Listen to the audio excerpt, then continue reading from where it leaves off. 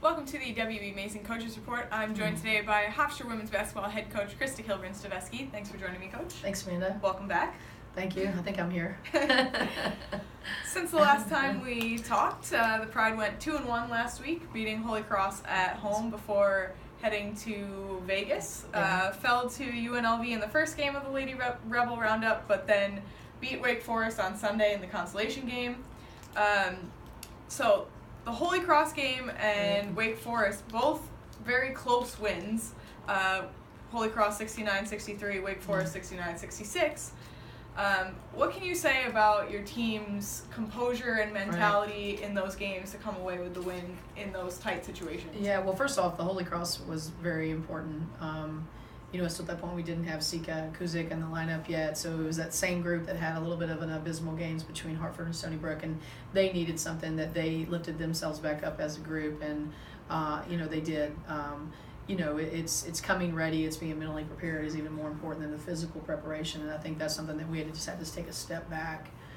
Because we were just playing too tentative and worrying about other people and going into that game more concerned about what other people are doing instead of taking care about what we need to be doing. So I think that was a good mindset and a good change from the entire coaching staff. I felt that after the Stony Brook game, I was like, okay, they're too concerned, and we do a great job with our scouts. My assistants are outstanding with our scouts, and I think sometimes, you got to kind of take a little picture of your team and the dynamic of your team now, and in how we are, and so I think this is a combination of the players responding, learning quickly from losses. We did a lot of breakdown with film, and just were very pointed on things that they were controlled, that they could control.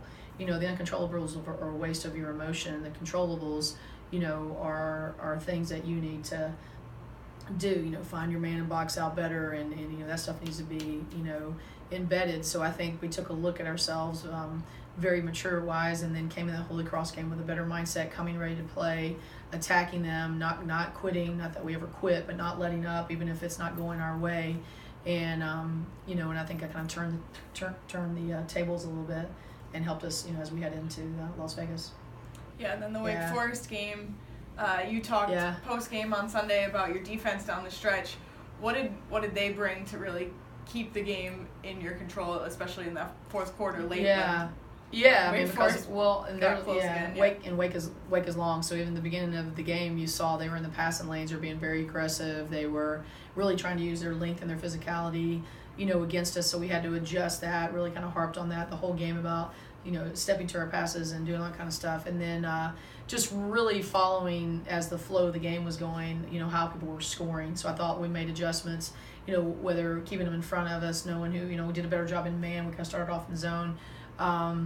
And so we just kind of try to keep them off balance as much as we could too as well. But, we just defended and gave really good help side. Now, we lost that rebounding battle, which was an interesting point because UNLV, with their size, that was such a focus going into that game. But it was after that UNLV game, I talked about most of Wake Forest's points come off of second chance opportunities, and they got a +10 on us. But, we won the game, and, the rebounds they got, were at times that hopefully they didn't get the put back in, and when things went our way, because I think they got 71 attempts, and then we were like 57 attempts, so we were something like 26 or 27 for 71. So for 57. So they had all those extra shot attempts were based off that +10 rebounding. So, but to get that win, against some of those numbers that were against us, that's why stats are very interesting, right? Mm-hmm.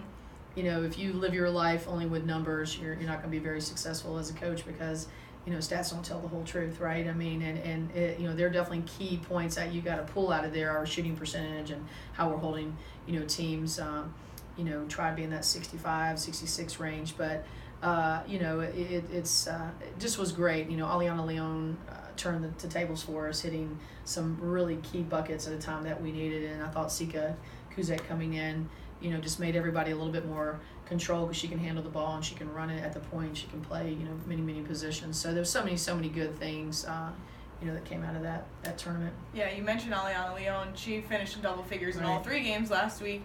Is she kind of settling into a rhythm now? Yeah, I think she is. You talk about players that are fighting through, and she had some strong exhibitions, getting herself ready in the first couple games.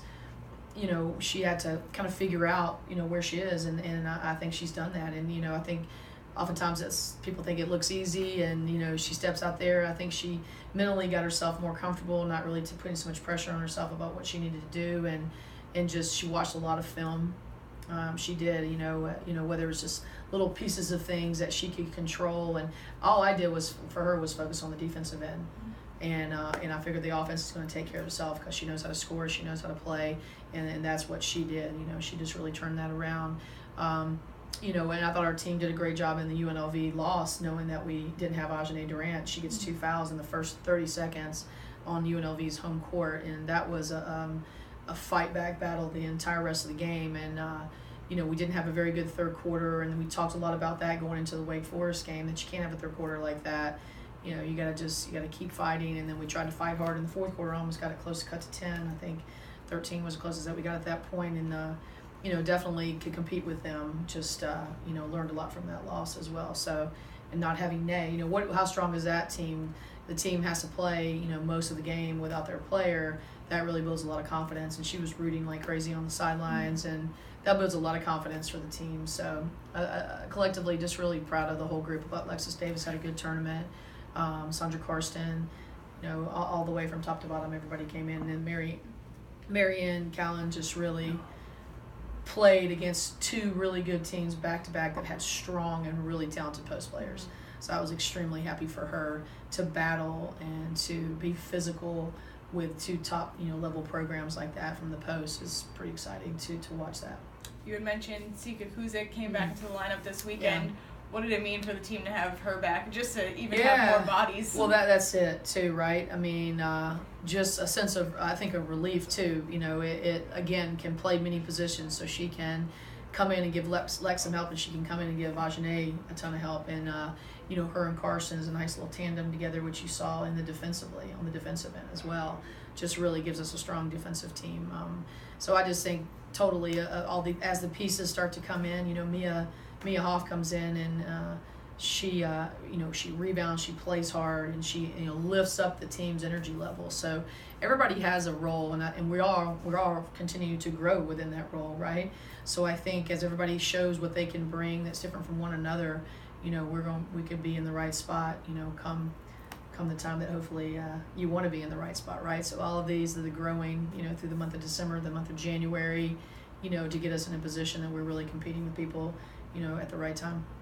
You have Sacred Heart on Thursday. What are you expecting to see from them? Yeah, up tempo. You know, they want to put a lot of points on the board. You know, I think one of our biggest pushes is being consistent, you know, with our effort and with our energy and what we need to bring. And you know, we're here after a quick, you know, strong tournament, a long, you know, journey back, and then we've got to turn right around and go. But that's, you know, the season. You know, these kids will bounce back and be ready to go. But you know, just us coming ready. You know, just absolutely coming ready, and the very good team. Obviously, Jasminetti was a former coach here with me, so obviously I know they're extremely well coached and they're going to be ready. You know, so I think, you know, with all that in mind, you know, it's still about us and what we bring to the table, and being mentally, you know, prepared to play, you know, on every given night. And I think that I can't keep preaching, you know, the importance of that. And so hopefully the leadership that we are beginning to grow and continue to get a lot more leadership on that floor. So that's been a very important point, you know, leadership when things are going not well, you know, and I think that is got to continue to grow on that court, you know, and it can come from a multitude of people. You know, obviously we rely on the 3 seniors, but so as we continue to do all this and, you know, be ready to beat these Sacred Heart folks down at Sacred Heart, so we'll be ready to roll to our next step. So very, very exciting and glad to be back in New York and on to our next journey. Pride takes on Sacred Heart on the road on Thursday at 6 p.m. This has been the WB Mason Coaches Report with Hofstra Women's Basketball Head Coach Krista Kilburn-Steveskey. Thanks for joining me, Coach. Thank you.